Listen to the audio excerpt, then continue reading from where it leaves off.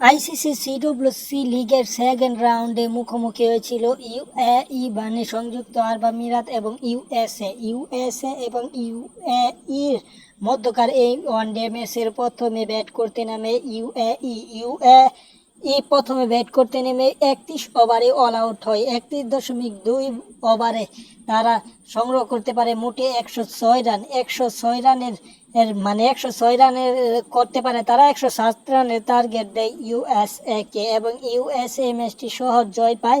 15.5 বলে ম্যাচটি সহজে জয় পায়। পাশাপাশি ওডিআই এই ম্যাচটি তারা 10 উইকেটে 107 রান করে সহজে জয় পায় এবং সবকিছু মিলে ভালো একটি ম্যাচ হয়েছে বলা যায় এবং সহজ জয়ে সুন্দর একটি ম্যাচ খেলেছে, যেখানে প্রথম থেকে শেষ পর্যন্ত আধিপত্য দেখাচ্ছে ইউএসএ এবং তেমন ভালো করতে পারেনি ইউএই।